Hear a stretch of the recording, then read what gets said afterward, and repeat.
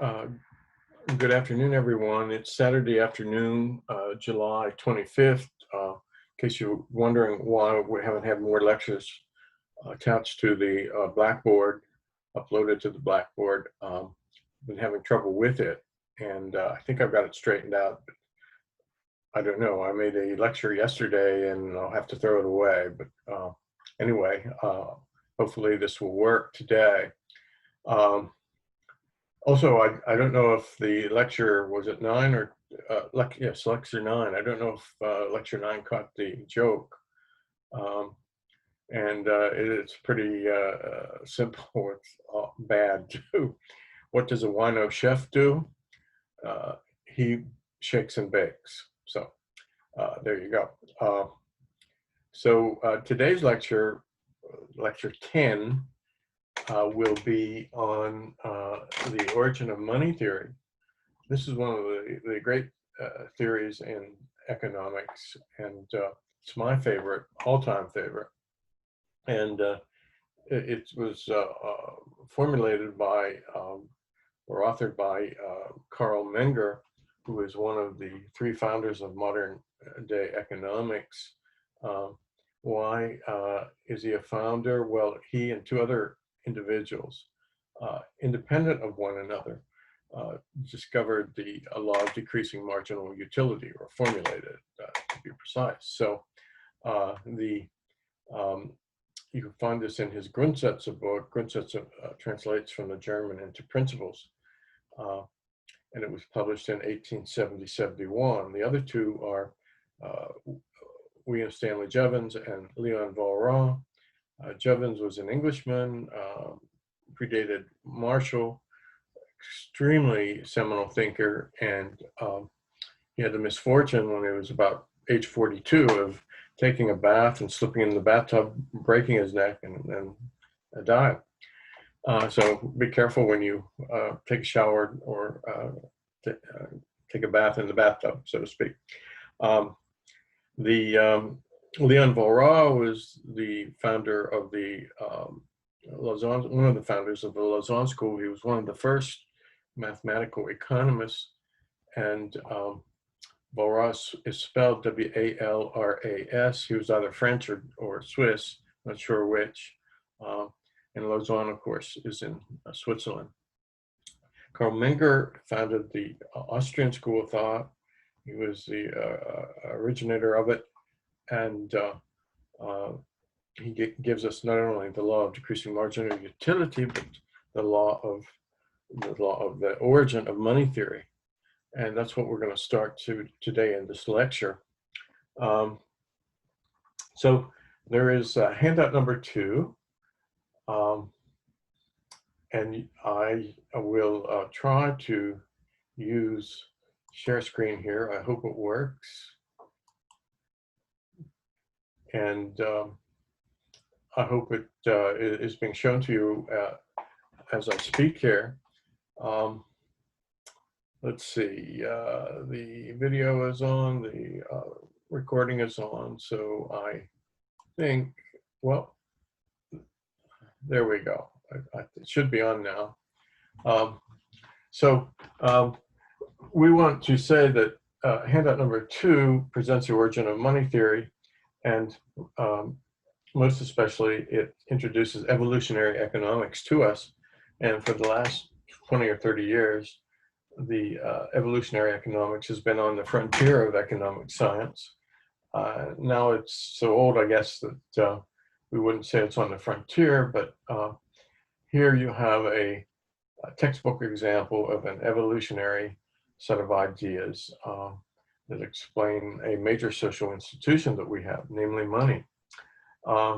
The theory itself is made up of 7 steps, and we're going to cover step 1 today, and probably 2, 3, and 4 as well. So let's go to page 2 of the handout. And well, first of all, page 1, the first step is primitive indirect exchange becomes an alternative to direct exchange. And direct exchange, well, that's another name for barter. and indirect exchange we'll see here in a moment. So you're familiar with barter, I'm quite sure. And let me see if I can take this off now and put myself on the screen. Yes, you're familiar with barter. If I trade my watch for a calculator, and the exchange takes place, taking the Austrian viewpoint, I prefer the calculator to the watch. This is my watch right here. And I'm giving it away in exchange for the calculator. So I prefer the calculator to the watch, and of course the other counterparty to the transaction prefers the watch to the calculator. Unlike English economics, Marshallian economics especially, we don't have an assumption of objective value or some unit of value that you can measure. And if you could measure value, then you would be exchanging things of equal value. At least you would try to do that. But the Austrians say that the participants in exchange they have unequal valuations, and I prefer the calculator to the watch, and the other counterparty, the watch to the calculator. So that's an example of barter exchange. We also have another example, and by the way, let me go back to share screen. We can, let's see, what do we want to do here? We want to go to page 3 of the handout. There are only 4 pages, but page 3 is labeled as page 30 and 31 out of a given book. And the example is brought up that there are 3 individuals, A, B, and C. And the 3 individuals, well, individual A has 2 units of good M as in Mary. Individual B has 2 units of good N as in Nancy, and individual C has 2 units of what? Of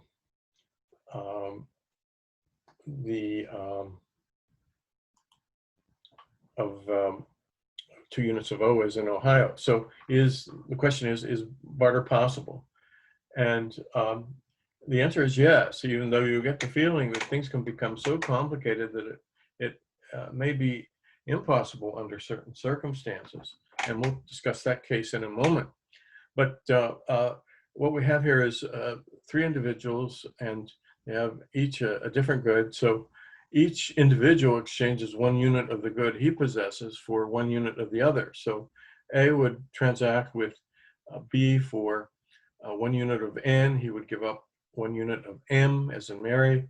And then he would transact with C for 1 unit of O, again giving up 1 unit of M. So A would wind up with 1 of N, 1 of O, and then B and C do the same thing. They get, B gets 1 unit of M from individual A, and he gets 1 unit of O from individual O. So he winds up having M and O. And then, of course, individual C has given away 1 unit to each of the other 2 individuals in exchange. So he winds up with 1 of M and 1 of N. So direct exchange is possible. But what about the case of direct exchange being impossible? And here we share our screen again. And let me find the, here we are, handout number 2. And as you see, we have uppercase letter B, the case in which direct exchange, that is barter exchange, is impossible. A is the holder of P, but really wants commodity R. B is the holder of commodity Q, but desires only commodity P. Individual C is the holder of commodity R, but desires only commodity Q. So given those valuations, that is, given those preferences, direct exchange, that is barter exchange, is impossible. And I'll prove that to you. What about A and B transacting with one another? Certainly B is willing. but A is not. A wants R and B has only Q. And of course, B wants P, so he's willing to transact with A because A has P. But no exchange is possible there. What about A with individual C? Individual A is quite willing to transact and get the good R from C, but C wants good Q, not good P that A has, so barter exchange is not possible there, and between these two individuals. And then we have the transaction between B and C. Certainly, C is willing to transact with individual B because he wants commodity Q and B has Q, but B does not desire to transact with C. Why? Because he wants commodity P rather than commodity R that C has. So everybody, there is a solution to this, and what do we want to say here? There are three solutions, and so I will go over one of the solutions with you. And so let's assume that A is going to transact with B. B wanted to transact with A, but A wants good R, but he's willing to set aside this valuation for a moment and take possession of Q from B. So individual B gets through a barter exchange, well, not barter, but through exchange, a good P, which he has desired to get. He drops out of the process. One definition of equilibrium is there's no incentive to further action. And so B is in equilibrium. He got the good he wants for either consumption or production. And by the way, P, Q, and R are either consumer goods or producer goods. A consumer good is a source of direct satisfaction. And of course, a producer's good like 2x4 and nails and hammer and so on are sources of indirect satisfaction. So we have that, and so A is willing to transact with B. He's willing to take possession of good Q. He really wants R, but he's willing to take possession of good Q. And therefore, he is now in position to transact with individual C because C wants good Q. And of course, C also has R that he would give away in exchange to individual A. So what are we saying here? P, Q, and R, yes, they are consumer goods or producer goods. But we found a new utility, if you will, for good Q. It is to act as a medium of exchange. It's not used in consumption or production by individual A. And so, everyone, we have a medium of exchange for the first time, and primitive exchange shows itself as an alternative to direct exchange, to barter exchange. And really, everyone, this is a red letter day in human civilization. Now we have not just two general types of economic goods, meaning consumer and producer goods, but three. We now have consumer goods, producer goods, and medium or media of exchange. And Q is our media of exchange here. So everyone, here's maybe a problem for the midterm examination. There are two other solutions to what I would call the caveman's dilemma. And what I neglected to tell you is the assumption that we're assuming money is unknown. And at first starting out there, we start out with barter exchange, and now indirect exchange occurs. And if you go down to the uppercase letter D, you have a definition of indirect exchange. Indirect exchange is distinguished from direct exchange according as a medium of exchange is interposed or not. Interposed there means is used or not. So indirect exchange is distinguished from direct exchange according as a medium of exchange is used or not. So Q is our medium of exchange. But P and R are also solutions to the what I would call the caveman's dilemma. If money is unknown, we're really going back to prehistoric times, and with money unknown, what do we have here? We have attempted barter, but now for the first time, we have a medium of exchange, and this is the red letter day. We now have three different types of economic goods, general types of goods in the economy. So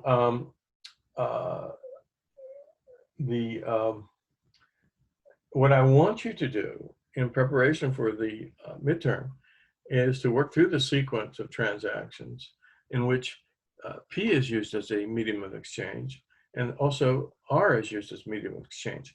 And I think I'll give you 5 points for each one of those. So it's very easy to figure out. We went through the case, the solution to the caveman's dilemma of Q. Q was used as a medium of exchange.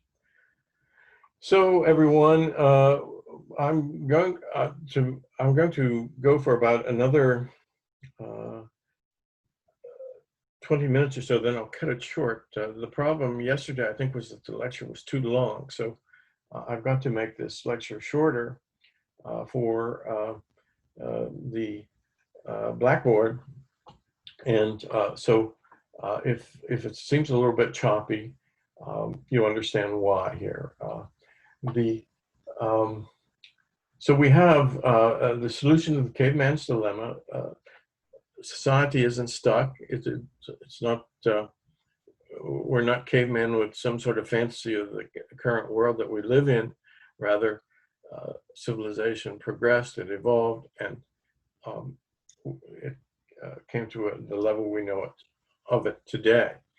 So now let's talk about the necessary conditions for indirect exchange to occur. And again, it's on the screen there. Hopefully it's on the screen. You'll see it, but maybe I won't. And we have 4 necessary conditions for indirect exchange to occur. And the first one is the unequal valuations of the participants in exchange. There's no util, no unit of value, and there's no measurement of value at all. Now, one prefers one good to another, and it's the different preferences, different valuations, and equal valuations, if you will, that permit exchange to occur. So everyone, this is true not only of indirect exchange, but also of barter exchange. Looking at things from the Menger point of view. And of course, the English tradition, of which you're well aware, the Marshallian tradition. You remember in textbooks, it was on an early page, let's assume that we can measure value, and then they make that assumption, and they proceed to do their analysis, and then they just go on without telling you that it's really not valid. So anyway, so the first one is unequal valuations of the participants in exchange. The second one is self-evident, really. There must be more than 2 individuals and more than 2 kinds of commodities in the market. And then, well, I'm going to skip the third one for a minute. We're going to look at indirect exchange. Must be beneficial to the exchanging participants. And in other words, there must be something in it for you when you participate in indirect exchange. Remember, indirect exchange is more complex than direct exchange or barter exchange, more complex in its analysis. But let's skip over to the fourth page, and we look at the first paragraph there, full paragraph, on what is in the book page of 32. And I'll read the first paragraph to you. Now, all goods are not equally marketable, while there is only a limited and occasional demand for certain goods. That for others is more general and constant. Consequently, those who bring goods of the first kind to market in order to exchange them for goods that they need themselves have, as a rule, a smaller prospect of success than those who offer goods of the second kind.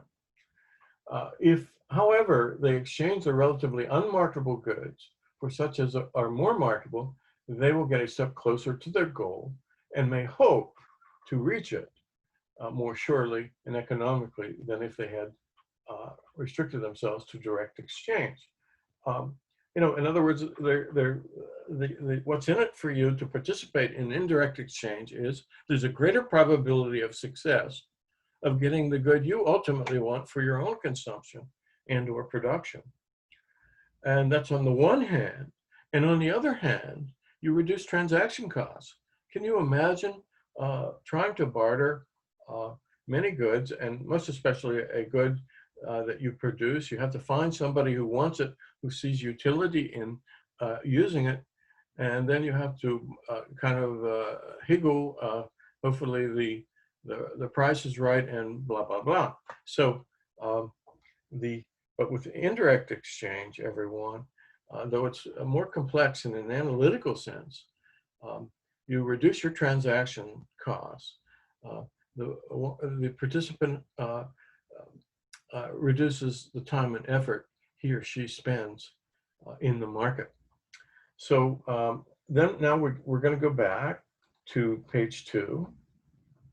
Okay. And so what we're saying is indirect exchange must be beneficial to the exchanging participants.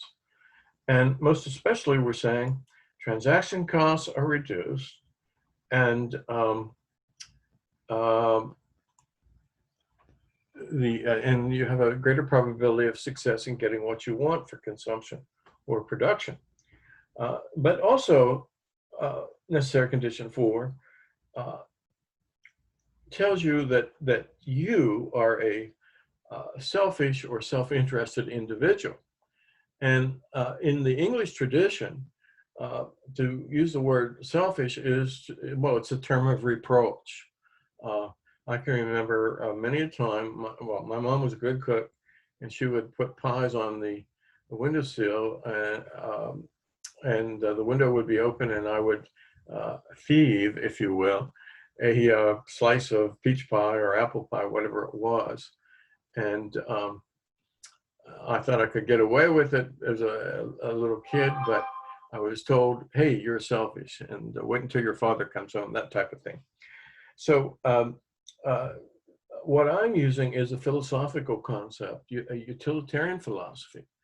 And a person is selfish or self-interested when he or she says, I want, I desire, I wish for, I have a yen for, using words like that to express a preference. And this is part of human nature to be selfish or self-interested. We readily come to examples of what we want, what we need, and so on. So now the English tradition concentrates, if you will, on bad cases of self-interest in the utilitarian sense. In other words, the pie example would fit with the English tradition, but everyone,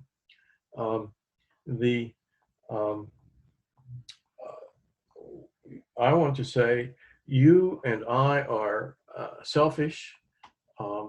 There's no exception for your instructor either, and I'm not using it as a term of reproach. All I'm saying is it's part of what it means to be human, to say, I want, I desire, I would like, I wish for. These are valuations, part of the inner world of our existence, part of the mind. So let's see. I want to convince you that you are selfish or self-interested.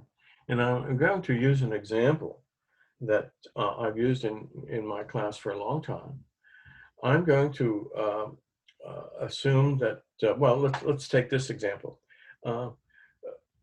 Pretend we're pre-coronavirus and we're right outside at the intersection of 25th and Lexington. We're right by the Armory. And there's a little old lady, and she's 99 years old, and she has 2 canes, and she walks at a snail's pace. But she wants to get on the bus, and it's really difficult for her to reach the first step. But then we also have a 15-year-old boy, and he wants to get on that bus. He wants to be the first to get on the bus. So what's he do? He goes to the little old lady, grabs her by the scruff of the neck, and throws her into the gutter. And you know, the English tradition, that is of saying that the young man is selfish. Well, that's a term of reproach, and of course, we don't like this type of behavior. But there are also many, many other examples, good examples of good behavior, like your parents call you up and say, hey, Joe, or hey, Mary, stop at a convenience store and buy a loaf of bread for use with supper tonight. Or your boyfriend or girlfriend does this. And so you do that, and what you're really saying is, I desire, I would like the bread. And logically speaking, there's no difference between your behavior and the behavior of the kid on the wanting to get on the bus first. And again, so those are 2 examples to persuade you you're selfish too. But let me give you the one that I always use in my class. That again, I'm not using selfish or self-interest as reproach, but as philosophically in the utilitarian sense. So let's assume it's pre-coronavirus, and we're right outside by the Armory on Lexington Avenue and 25th Street.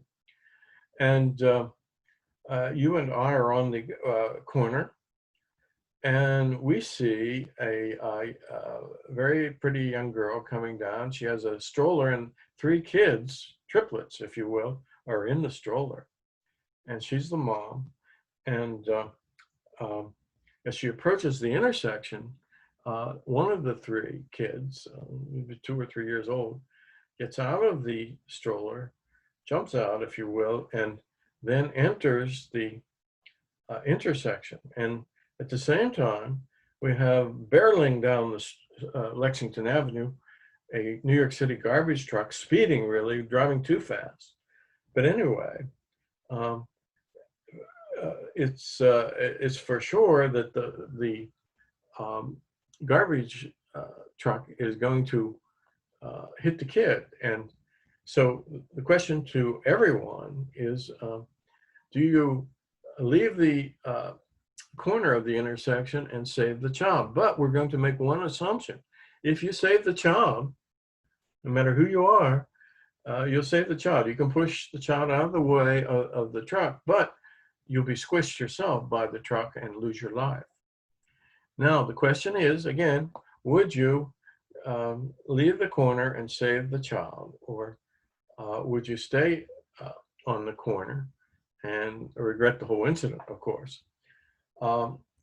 And so roughly a third of the class will say they will save the child. Another third of the class will say they will stay on the corner with Dr. Henry. And what are we going to say here? A third of the other third of the class will not have any opinion. So, and really, whether you save the child or not, you're saying, I want to do something. I want to save the child. And altruistically, one would lose his own life. You value the child's life more than your own. And then if you choose to stay on the corner with Dr. Henry, you value your life more than the child's life. And permit me to make another modification with this example. The parent who has control of the stroller now, we're going to assume is you. And everything else is the same. Would you jump out into the intersection and save your child, or would you stay back on the corner with Dr. Henry again. And so if I take a poll of students in the class, you know, assuming we're in a physical classroom, which we're not, about 2/3 of the class now are going to save the child, but they will lose their own life. And then just a few people will agree with Dr. Henry. So why do I say stay on the corner? Well, there are various explanations or various reasons that can be given. The parent who loses his own life or her own life would, now the two children are to be brought up by the spouse, or if you're a single parent and you don't have any relatives to speak of, then the two surviving children become orphans. And then there's my explanation, which is that you can have other children in the future, and though this doesn't dissipate the hurt that occurs from such an incident, well, you'll see why I say that. It's not persuasive to you right now. So what I want to do is give you two examples that will make my position a little bit more palatable than at first. I'm going to tell you two stories, and remember, my position is you're selfish, self-interested, no matter what you do. Even the altruistic person, the person who saves the life of the child, is making a preference, is saying, I want, I desire, I would like. So the distinction between selfish behavior and altruistic behavior is a false one. So what do we want to say here? I have a friend, a very good friend. She's a Jewish woman. She's from Australia. And one time I was with her, and she told me the story about her aunt and her uncle and aunt. They were placed in a concentration camp during World War II, Auschwitz. They had two young children, and they were given this awful choice. You either give the children away to an older person like myself, and say my wife, and in that case, the parents will survive, parents of the two young children. They will be slave laborers, yes, but still they will survive. And the older couple and the two children will perish. If the children are not given away, then instead of 4 people perishing, 6 will. The parents of the two children, the older couple, and the two children themselves. So you know, what a terrible thing to happen. And the uncle and aunt chose to give the children away, and they saved themselves. But I said to my friend Judy, I said, my goodness, how did this affect them psychologically? And she said, Bill, they migrated to the United States, and we would see them at parties and family functions, all of that. And at each occasion, both of them would gape out into space as if their heart still broken. And don't you see, the uncle and the aunt allowed their grief to continue and to govern their lives really until the day they died. So then they could have had more children, but they chose not to because of their grief. Now, the second story is one that I'm personally involved with as a student writing his dissertation would go to Pitt's library, and on the second floor they would have something called a reading room. And there were about 5 to 8 would-be PhDs writing their dissertation. So either in around 9 o'clock or at noontime, we would get together and have a cup of coffee and then go back to work. And one of the 8 people was a Saudi Arabian young man, just one of the nicest individuals I've ever met, just a true gentleman, and well-reasoned, very articulate, and very interesting to talk with. And he would come every day, it would seem, and then all of a sudden he disappeared, and he disappeared for 8 to 9 months. And then one day he appeared, and of course we talked. And what happened to him and his wife, they had a little baby boy, 2 or 3 months old, and he was placed in his crib one night, and the next day they all woke up and the child had suffocated.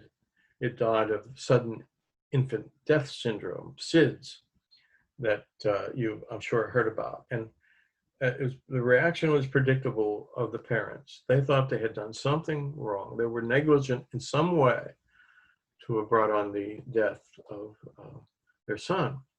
And science cannot make a linkage to the parents who suffer the horrible fate of having one of their children die from SIDS. If the parents are not the cause of SIDS. And so that's the first thing I told him. And then how do you really show your sympathy and support? And I said to him, now, one other thing I haven't told you, his wife refused to come back to Pittsburgh. She would have nothing to do with that apartment. She wouldn't go in it. And she remained in Saudi Arabia, grief-stricken. And the husband is grief-stricken too. So I said to him, we understand your grief, but if you allow it to dominate your lives from this day forward until the day you leave this earthly existence, then you will be hurting yourself, and your wife will be hurting herself too.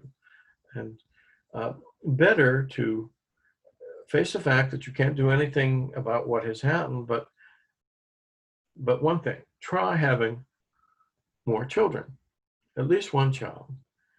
And that child will bring happiness and love into your lives. And I think I scored some points with him. I do not know what has happened, though. I didn't know him that well. And my point to you all in bringing this up is, it will be a rare individual who could escape having something untoward happen to him or her during their lives. And, right now, most of you have not had anything serious happen. But remember your reaction to what I'm saying today in this lecture, because nothing has happened to most of you. Note your reaction and whether or not you agree with the solution to have another child. And if you react favorably, remember that when something untoward does happen, don't permit grief to destroy you, to destroy your lives and destroy your happiness. So everybody, we want to recognize here the fourth necessary condition. Indirect exchange must be beneficial for the exchanging participants. We all are selfish, even the altruist. And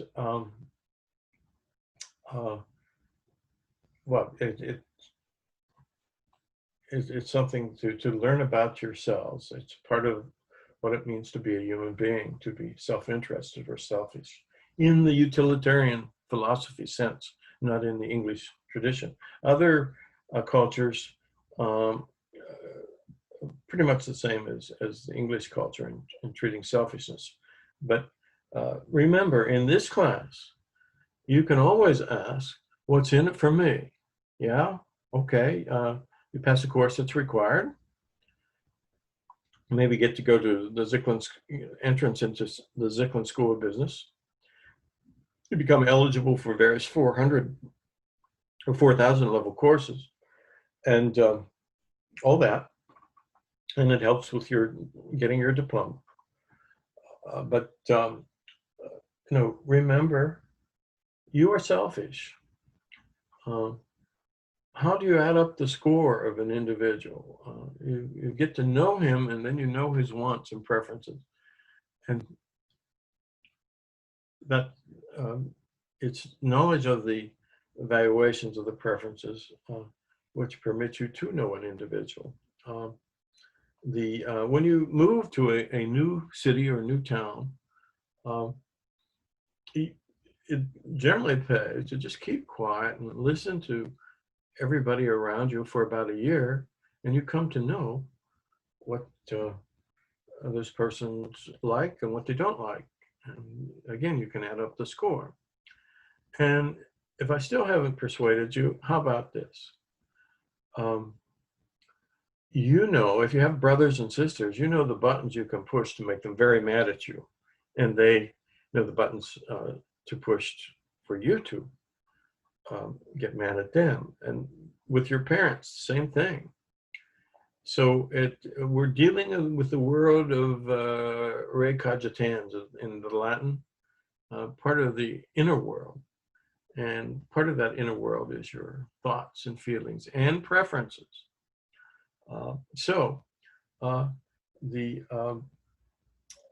When you say, I want, I desire, I would like, you're being self-interested or selfish.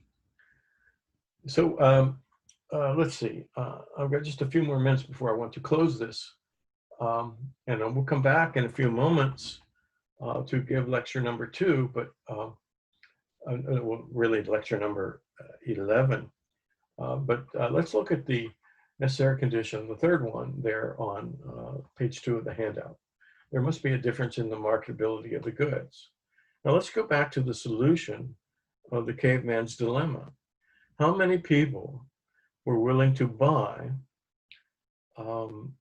good P? Well, one person would be B. How many people were willing to buy good R? Well, one person would be individual A.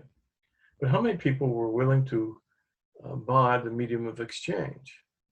Well, Q. Q is the medium of exchange.